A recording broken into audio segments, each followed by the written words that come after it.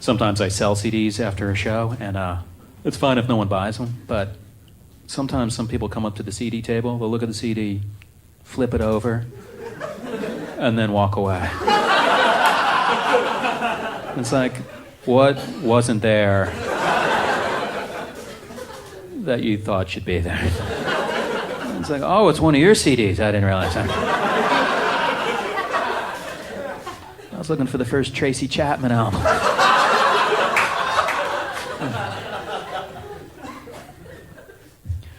I met a woman who works at a bar. I asked her if any celebrities came into the bar. She's like, oh yeah, Bruce Springsteen came in once. I was like, oh, who was he with? She goes, oh, he was by himself. He was waiting for some people. They didn't show up.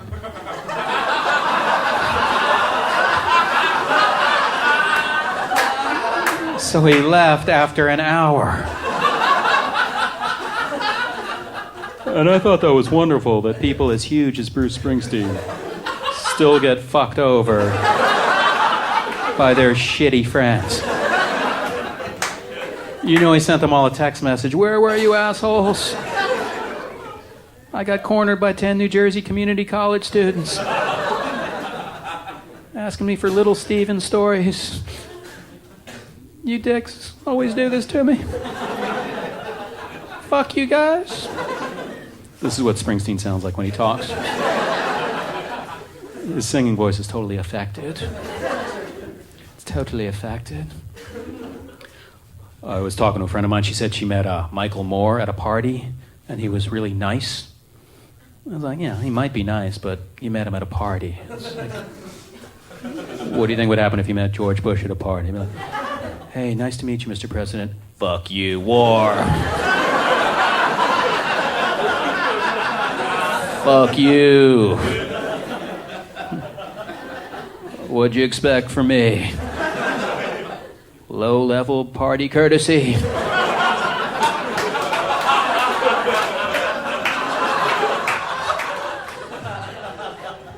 There's a website in New York called Gawker where they list celebrity sightings in New York. And they'll list everyone that people report. It'll be like 23rd Street and 7th Avenue. Ethan Hawke buying a banana. 23rd Street, 8th Avenue. Ethan Hawke with a half-eaten banana.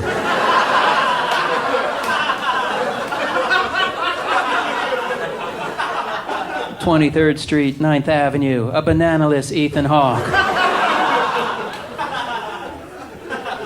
Running wild through the streets on some sort of potassium high. I'm guessing he just ate a banana.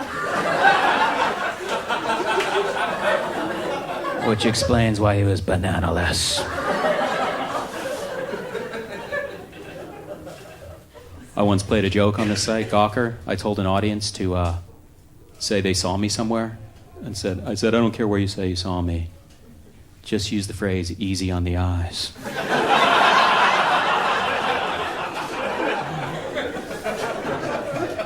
So the next day I get an email from Gawker. Like, are you rallying your troops or something?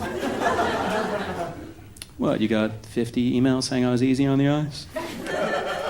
There's a chance I might be behind that.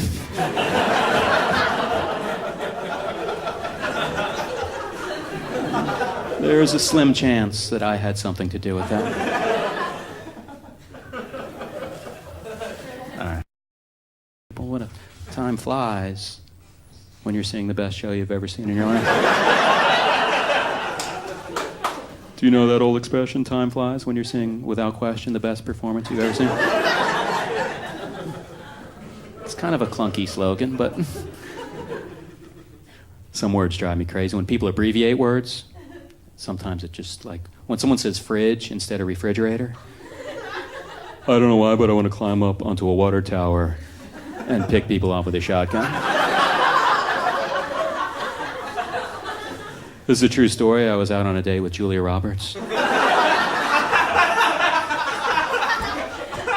We're back at her place. She's like, Todd, I'm going to go in the next room, put some perfume on my belly. Why don't you grab a beer from the fridge? I was like, what was that? She's like, I was going to put some perfume. You don't like perfume? No, I like perfume. What was... She goes, why don't you grab a beer from the fridge? I said, maybe I'll do that while I'm on my way out. Which is going to be now. And I stormed out of Julia Roberts' apartment. Ran into her doorman in the lobby. He's like, what's wrong, man? You could have had some of that shit. And I said, sir, you are a very unprofessional doorman.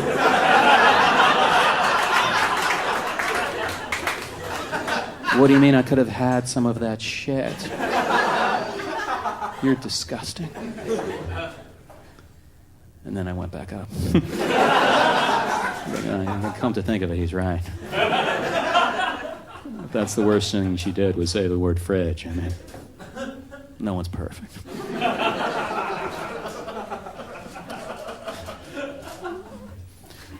What's the paper for, sir? You want my fucking autograph or something? What's it for? It's a little... It's just weird. You got one little piece.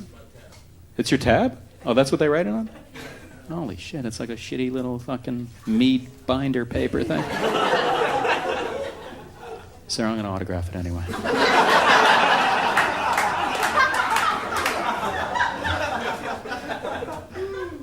It's my tab.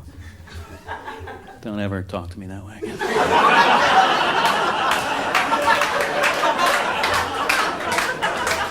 When I say, is that for me to autograph, you go, what else would it be for?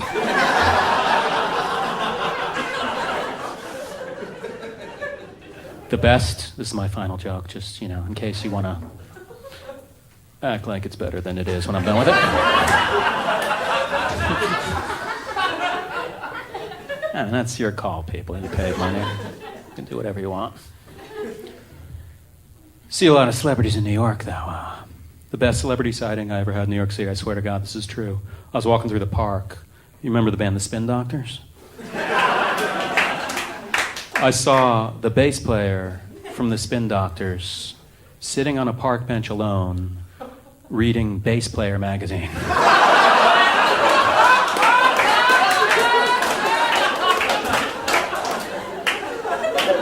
Never have I felt more in the right place at the right time.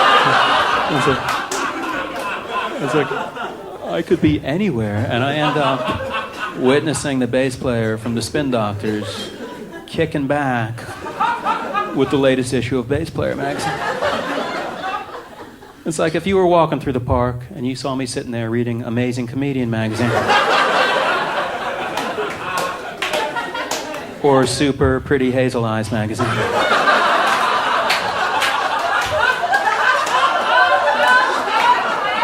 Thanks a lot, everyone. See you later.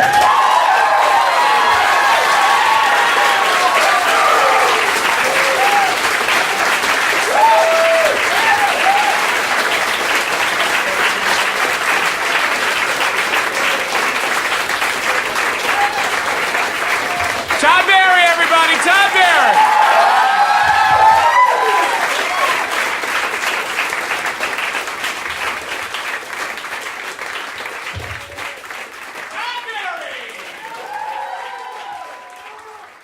Todd Barry. Todd Barry. Look, huh? Yeah. I was that guy reading that on the subway. It was like on page 850. It was like 3 days after the book came out. It was like, in 3 days, this guy's read more than I've read in my life. And I have an English degree.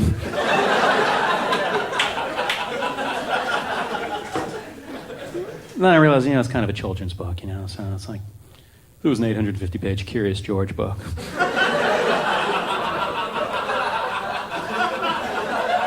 I could probably burn through that in a couple of months.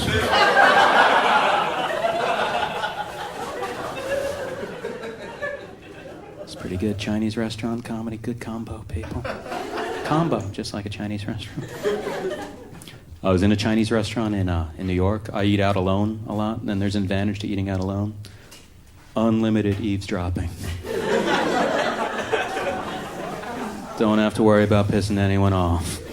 Just eavesdrop to your heart's content. This is an actual conversation I heard in a Chinese restaurant. There was like an 85-year-old Chinese guy talking to like a 40-year-old white woman. and she was teaching him how to say the words eggnog. This is the way the conversation went. Eggnog. Egganog. No. Eggnog. Egganog. This went back and forth like 4 more times. And I wanted to stand up and go, you know what? I think he got it. I think for any eggnog situation he finds himself in,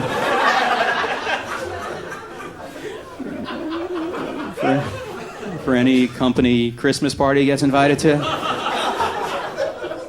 I think he'll work his way through the eggnog situation. And don't make him say egga again. You condescending cunt-ta-ta-ta.